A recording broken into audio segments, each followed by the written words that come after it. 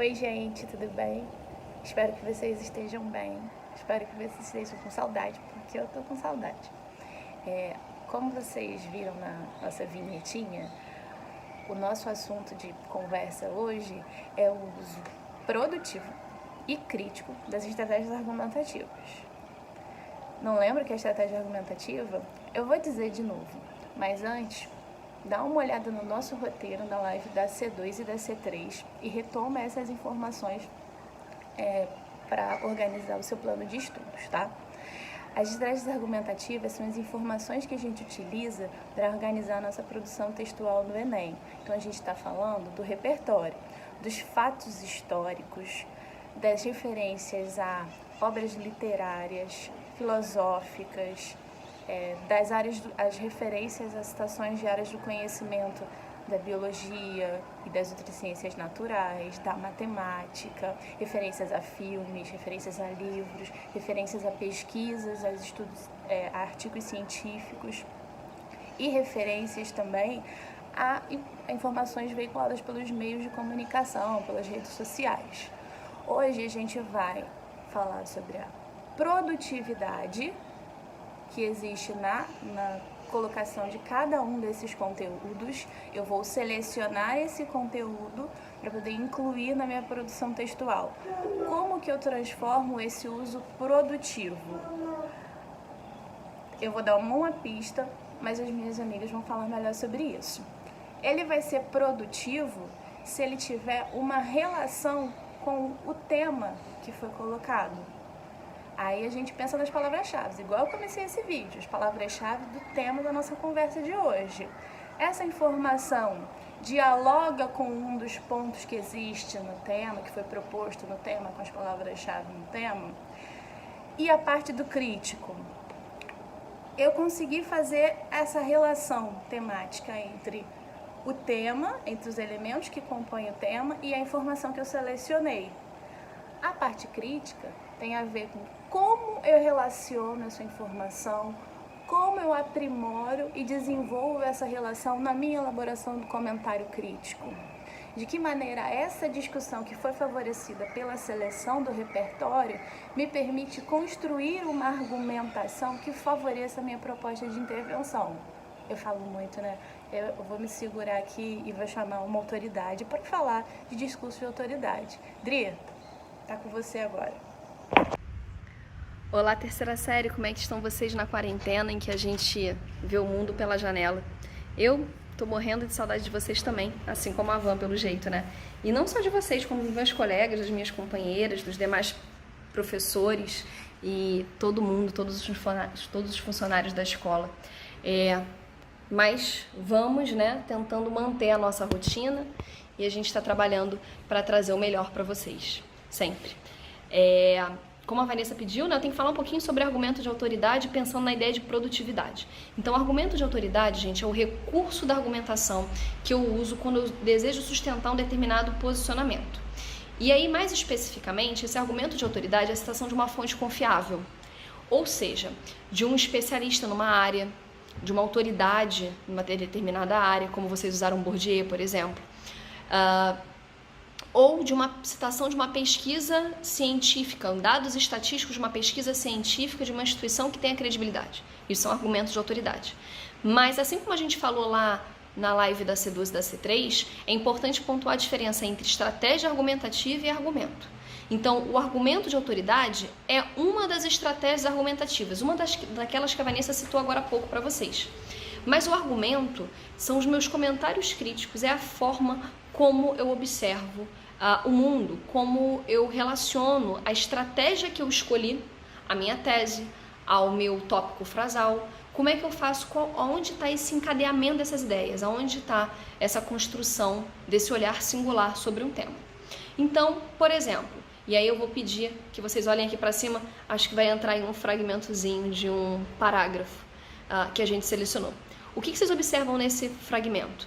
Ele fala de vários fatos, eu negritei para você, né? A falta de água no planeta, a destruição da vegetação, a questão do aquecimento global, a produção de alimentos suficientes, isso tudo são fatos, assim como o final desse parágrafo, né? A falta de água, recurso essencial para a vida, é expoente na deterioração do meio ambiente. Isso é um fato também.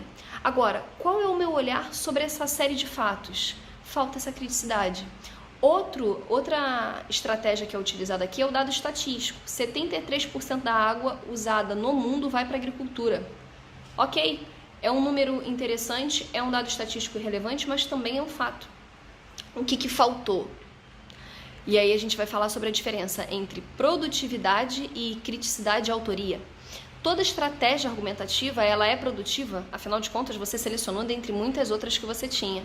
Agora, a criticidade ou autoria é a capacidade de diálogo que você estabelece entre a estratégia que você selecionou e o seu ponto de vista. Quer ver outros 2 recursos que vocês usam muito?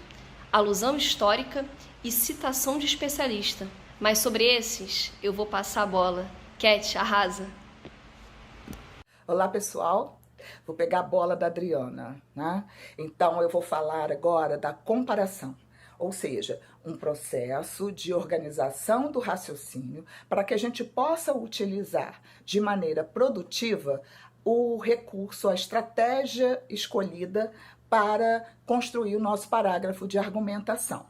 Então, eu vou pegar aquele exemplo que a Adriana deu para que a gente possa desenvolver esse recurso, né?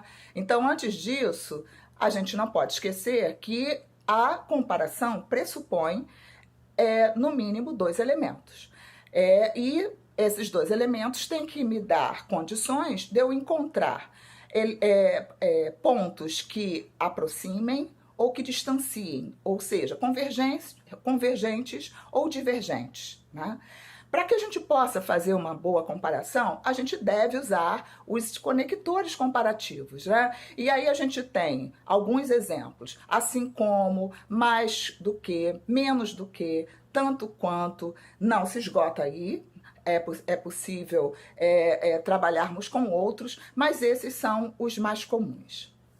Bom, agora retomando o parágrafo que a Adriana comentou com vocês. É um parágrafo de um de vocês, é um parágrafo argumentativo, no qual o qual se baseou em fatos e apresentou um dado. Então, eu vou destacar quais foram todos os elementos apresentados nesse parágrafo. A escassez de água, a destruição da vegetação, o aquecimento global, o clima, a manutenção natural dos recursos hídricos, a agricultura, o excesso de produção de alimentos, a má distribuição de alimentos, a economia que envolve essa questão e a deterioração do meio ambiente. Então vejam quantos elementos. Bom, eu vou usar 2. A escassez de água e o excesso de produção de alimentos. Por quê? Existe um ponto de convergência. Tanto a água quanto os alimentos são básicos para a sobrevivência humana. Então, tá havendo aí um descompasso, né? Se eu tenho escassez de água, eu tenho superprodução de alimentos, né? Então, eu já posso aí fazer uma brincadeira com esses 2 elementos. E aí, então, o que eu construí? Eu parti do primeiro período, dos 2 primeiros períodos, na verdade, né? Eu trago o fato de que a água está escassa no planeta em função da destruição da vegetação e do aquecimento global. Não vou me ater a esses detalhes, né? E chamei até a atenção de que são esses elementos, só que eu construí de outra maneira, esses elementos que impedem que haja manutenção natural dos recursos hídricos. E aí, considerando o dado de que há um excesso de produção de alimentos, aí eu parti para a configuração da comparação. Desse modo, configura-se um problema. Assim como há escassez de água, há uma excessiva produção de alimentos. Se por um lado falta água, de outro excedem alimentos, constituindo um descompasso, já que o homem não pode prescindir de um deles. Tem-se, portanto, um quadro que denuncia o comprometimento da relação entre o homem e o seu habitat natural. Um beijo. E aí, 1820, tudo bem? Bom, para fechar esse vídeo, depois de Avan ter falado com vocês sobre a importância das estratégias argumentativas e mais ainda a importância entre escolher as estratégias pensando no seu uso crítico e produtivo, depois de a Adri ter conversado com a gente um pouco sobre a importância do argumento de autoridade e as melhores maneiras de empregá-lo, e da Catarina ter falado sobre a importância de utilização correta da comparação, dos elementos comparativos, falo com vocês agora um pouco a respeito de mais uma estratégia que pode nos ajudar bastante na produção de nosso texto, que são as relações de causalidade. Entende-se por causalidade a relação de um antecedente com seu consequente. Essa relação é de dependência porque, na verdade, quando a gente pensa num, vem logo à mente outro, né? E vice-versa. Com essa estratégia, é interessante porque o estudante, o autor, demonstra que, além de saber discorrer sobre a problemática apresentada, também é capaz de apontar a sua origem e seus possíveis desdobramentos. Isso facilita bastante na hora de ele montar sua proposta de intervenção. Bem, nós temos a ideia de que causalidade tem a ver com causa e consequência, tipo, onde a fumaça fogo, onde a causa, a consequência. No entanto, dentro da causalidade, podem se colocar raciocínios conclusivos, sim, mas também hipotéticos ou condicionais. Bem, seja qual for o raciocínio empregado, as relações de causalidade baseiam-se sempre em operações de raciocínio lógico. Nós vamos comentar brevemente as relações de causa-consequência, porque essa é apontada na cartilha do participante do Enem. Tá? O exemplo que vocês estão vendo é um trecho de uma redação sobre manipulação do comportamento do usuário pelo controle de dados na internet, que foi o tema da redação do Enem em 2018, né? Percebe-se que logo na introdução o participante apresenta o problema, né? Existe sim uma manipulação daqueles que utilizam a internet devido ao controle de dados que ocorre por meio da venda de dados desses usuários. E ele também apresenta, ainda na introdução, as causas desse problema, que seriam a negligência do governo e a mentalidade individualista dos empresários, que serão desenvolvidas, essas causas serão desenvolvidas ao longo do segundo e do terceiro parágrafos. As relações de causa e consequência, portanto, podem ser apresentadas em apenas um parágrafo, em que se apresenta ao mesmo tempo a causa e a consequência. É isso que esse candidato fará, se você ler depois os parágrafos de desenvolvimento. Ou ainda, eu posso apresentar a causa em um parágrafo e no seguinte a consequência do que foi apontado. É bom também ficar atento ao uso de conectivos, pois há alguns que trazem exatamente o valor semântico de causa e outros que trazem exatamente o valor semântico de consequência. Dá uma pesquisada, nunca vá atrás de sinônimos, mas dá uma pesquisada para você entender melhor esse valor semântico dos conectivos. E assim a gente chega ao fim desse vídeo. Não se esqueça de que na sua organização do seu texto dissertativo argumentativo, além de apresentar uma tese clara, bem organizada e selecionar argumentos que sustentem essa tese, você deve escolher maliciosamente a estratégia argumentativa, considerando o seu uso produtivo e crítico, a fim de que você atinja o objetivo principal de qualquer texto dissertativo argumentativo, que é convencer o leitor. Ficamos por aqui com muita saudade. Até a próxima!